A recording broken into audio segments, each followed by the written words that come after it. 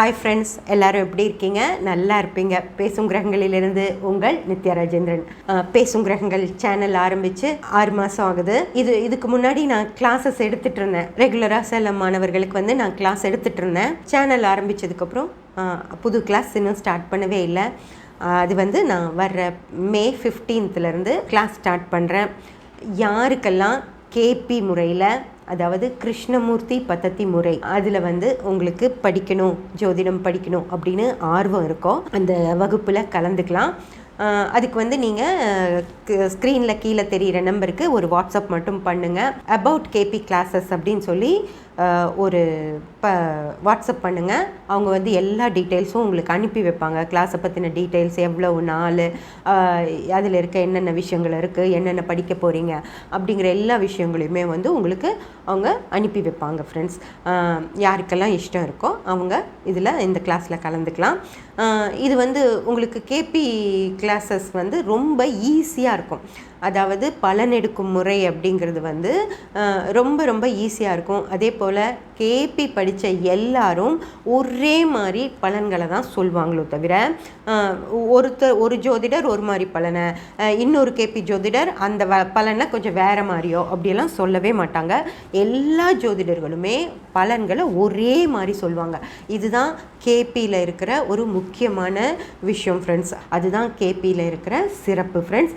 நீங்கள் கேபி படிச்சிங்க அப்படின்னா உங்களுக்கு மிக சிறப்பாக எல்லா விஷயங்களுமே நல்லா புரியும்.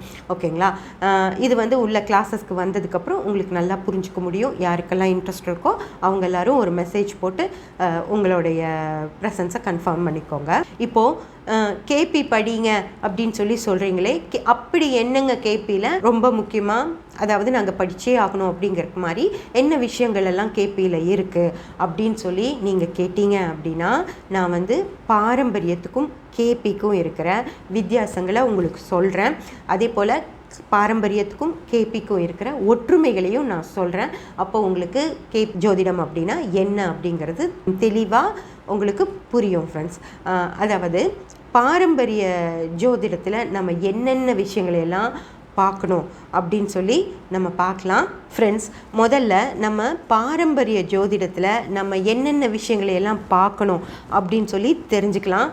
அதாவது நீங்கள் ஒரு பாரம்பரிய ஜோதிடம் கற்றுக்குறீங்க அப்படின்னு சொல்லி வச்சுக்கோங்களேன். அப்போது நீங்கள் என்னென்ன விஷயங்களை எல்லாம் பார்க்கணும் அப்படின்னா, அதாவது உங்களுக்கு ராசிகள், அதனோட பெயர்கள், அதனோட சின்னங்கள், அதெல்லாம் நம்ம தெரிஞ்சு வச்சுருப்போம். அதே போல் கிரகத்தோட பெயர்கள் எல்லாம் நம்ம தெரிஞ்சு வச்சுருப்போம். அது கேபிலையும் தெரிஞ்சுக்கணும், பாரம்பரியத்துலேயும் தெரிஞ்சுக்கணும் ஃப்ரெண்ட்ஸ்.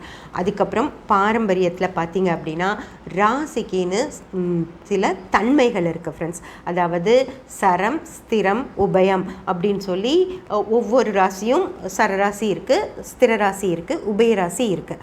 அதெல்லாம் என்னென்ன ராசிகள் அப்படிங்கிறத முதல்ல நீங்கள் தெரிஞ்சு வச்சுக்கணும்.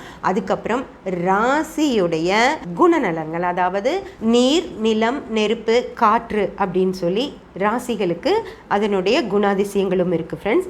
அந்த குணம் இருக்கிற ராசிகள் என்ன அப்படிங்கிறத நீங்கள் தெரிஞ்சு வச்சுக்கணும். அதுக்கப்புறம் திரிகோணம் அப்படிங்கிற ஒரு விஷயத்தை தெரிஞ்சு வச்சுக்கணும். அப்புறம் கேந்திரங்கள் அப்படிங்கிற ஒரு விஷயத்தை தெரிஞ்சு வச்சுக்கணும். அதுக்கப்புறம் மூல திரிகோணம் அப்படிங்கிற ஒரு விஷயமும் இருக்குது. அதுவும் என்ன அப்படிங்கிறத நீங்கள் தெரிஞ்சுக்கணும் ஃப்ரெண்ட்ஸ். அதுக்கடுத்து கிரகங்களுடைய உச்ச நீச்ச வீடுகள் எது அப்படிங்கிறத நீங்கள் தெளிவாக தெரிஞ்சு வச்சுக்கணும் ஃப்ரெண்ட்ஸ். அப்போ தான் பாரம்பரியமே உங்களால் படிக்கவே முடியும். உச்ச நீச்ச வீடுகளை உங்களுக்கு கரெக்டாக தெரியல அப்படின்னா, எந்த இடத்துல ஒரு கிரகம் உச்சம் அடையுது, எந்த இடத்துல ஒரு கிரகம் நீச்சம் அடையுது அப்படிங்கிற விஷயங்களெல்லாம் உங்களால் கணிக்கவே முடியாது. அதனால் அதை மிக சிறப்பாக நீங்கள் தெரிஞ்சு வச்சுக்கிட்டே ஆகணும். அதுக்கடுத்து ஃப்ரெண்ட்ஸ், ஆட்சி வீடுகள் அப்படிங்கிற விஷயமும் இருக்குது. அந்த ஆட்சி வீடுகளும் என்னென்ன, ஒரு கிரகம் எந்த ராசியில் ஆட்சி ஆகுது அப்படிங்கிற விஷயங்களையெல்லாம் நீங்கள் தெரிஞ்சு வச்சுக்கணும் ஃப்ரெண்ட்ஸ். அதே போல் நட்பு பகை அப்படிங்கிற விஷயங்களும் இதில் இருக்குது. ஒரு கிரகம் எந்த கிரகத்தோட நட்பில் இருக்குது, அந்த கிரகத்துடைய வீட்டில் அந்த கிரகம் எப்படி இருக்கும் அப்படிங்கிற விஷயம்லாம் நட்பு பகை அப்படிங்கிற விஷயத்தில் தான் உங்களால் பார்க்கவே முடியும். அதனால் அதையும் நீங்கள் சரியாக தெரிஞ்சு வச்சுக்கணும் ஃப்ரெண்ட்ஸ். அதுக்கப்புறம் பாவகட்டம் அப்படிங்கிற ஒரு விஷயம் இருக்குது. அதுக்கப்புறம் நவாம்ச கட்டம் அப்படிங்கிற ஒரு விஷயமும் இருக்குது ஃப்ரெண்ட்ஸ். இது ரெண்டும் கேபியோடையும் உங்களுக்கு மேட்ச் ஆகும். அதனால் கேபிலையும் நம்ம இதை பற்றி பார்ப்போம்.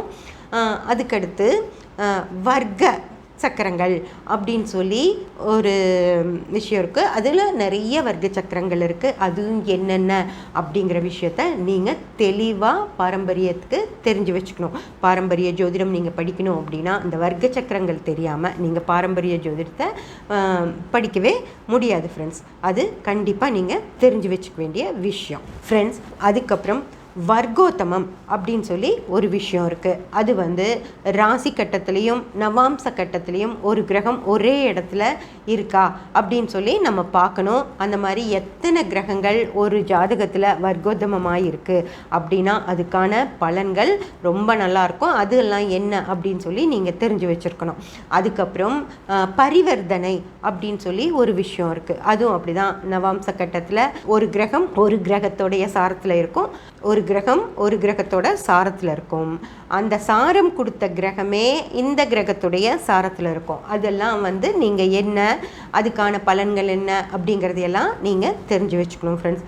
அதுக்கடுத்து சுபர் பாவர் அப்படிங்கிற விஷயங்களை நீங்கள் ரொம்ப நுட்பமாக தெரிஞ்சு வச்சுக்கணும். ஏன்னா சுபர் பாவர் அப்படிங்கிற விஷயம் சரி கரெக்டாக தெரிஞ்சாதான் அந்த கிரகத்துடைய பலத்தை நீங்கள் கணிக்கவே முடியும் ஃப்ரெண்ட்ஸ். அதுக்கடுத்து கிரக பார்வைகள் அப்படிங்கிற ஒரு விஷயம் இருக்குது. அதாவது உங்களுக்கு சொல்கிறாங்க இல்லையா, குரு பார்த்தார்னா கோடி நன்மை அப்படின்னு.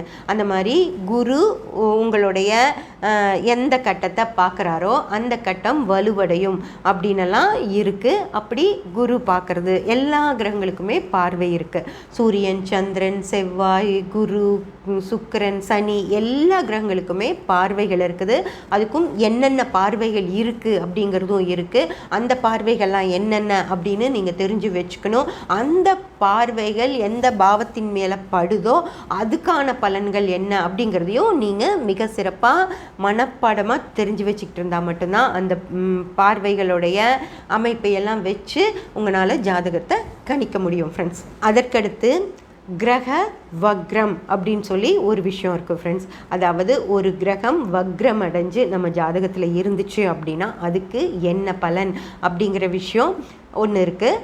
அதையும் நீங்கள் நல்லா சிறப்பாக தெரிஞ்சு வச்சுருக்கணும். அப்போ தான் உங்களால் ஜாதகத்தை கணிக்கவே முடியும். அதுக்கப்புறம் அஷ்டதங்கம் அப்படின்னு சொல்லி ஒரு விஷயம் இருக்குது. அதாவது சூரியனுக்கு ரொம்ப பக்கத்தில் இருக்கிற கிரகங்கள் அஷ்டதங்கம் அடையும். அது என்ன அப்படிங்கிற விஷயங்களை, அது எவ்வளோ டிகிரிக்குள்ளே இருக்குது, அது எப்படி அந்த மாதிரி அஷ்டதங்கம் அடையுது அப்படிங்கிற விஷயங்களையெல்லாம் நீங்கள் தெளிவாக தெரிஞ்சு வச்சுருந்தா மட்டும்தான் ஒரு ஜாதகத்தை உங்களால் கணிக்க முடியும் ஃப்ரெண்ட்ஸ். அடுத்து கிரக யுத்தம் அப்படின்னு சொல்லி ஒரு விஷயங்கள் இருக்குது. அதாவது ஒரு கிரகத்துக்கு எவ்வளவு பக்கத்தில் இன்னொரு கிரகம் இருக்கோ அதில் எந்த கிரகம் நல்ல ஒரு ஸ்ட்ரென்த்தாக இருக்கோ அந்த கிரகம் இன்னொரு கிரகத்தோட யுத்தம் இருக்கும். அந்த கிரகம் ரெண்டு கிரகங்களும் யுத்தம் பண்ணிக்கும். அது மாதிரி கிரக யுத்தம் அப்படிங்கிற ஒரு விஷயம் இருக்குது. அதையும் நீங்கள் தெளிவாக தெரிஞ்சு வச்சுருக்கணும். அதுக்கப்புறம் ஷட்பலம் அப்படின்னு சொல்லி ஒன்று இருக்குது. அதுக்கப்புறம் அஷ்டவர்க்கம் அப்படின்னு சொல்லி ஒரு விஷயம் இருக்குது. இதில் எல்லாமே நம்ம பலன் எடுக்க முடியும் ஃப்ரெண்ட்ஸ். அந்த மாதிரி இருக்குது. அதுக்கப்புறம் பஞ்சாங்கம் அப்படிங்கிற விஷயத்தையும் நீங்கள் தெளிவாக தெரிஞ்சு வச்சுருக்கணும். பஞ்சாங்கத்தில் நாள், கிழமை, கரணம், யோகம், நட்சத்திரம் அப்படின்னு சொல்லி நிறைய விஷயங்கள் இருக்குது. அதுக்கடுத்து பாவாதிபதி, ஸ்தானாதிபதி, மாரகாதிபதி, பாதகாதிபதி அப்படின்னலாம் நிறைய விஷயங்கள் இருக்குது ஃப்ரெண்ட்ஸ். அந்த அதிபதிகள் பற்றி எல்லாமே நீங்கள் தெளிவாக தெரிஞ்சு வச்சுருக்கணும். இது எல்லாமே உங்களுக்கு பாரம்பரிய ஜோதிடத்தில் மிக மிக முக்கியமான விஷயங்கள். அதுக்கடுத்து கிரக சேர்க்கை, பாவ சேர்க்கை அப்படிங்கிற விஷயங்கள் எல்லாம் இருக்குது ஃப்ரெண்ட்ஸ். அதாவது எந்த கிரகங்கள் சேர்ந்து இருக்கலாம், எந்த கிரகங்கள் சேரக்கூடாது அப்படிங்கிற விஷயங்கள் எல்லாம் மிக சிறப்பாக இருக்குது. அதையும் எல்லாமே நீங்கள் தெளிவாக படித்து வச்சுருக்கணும்.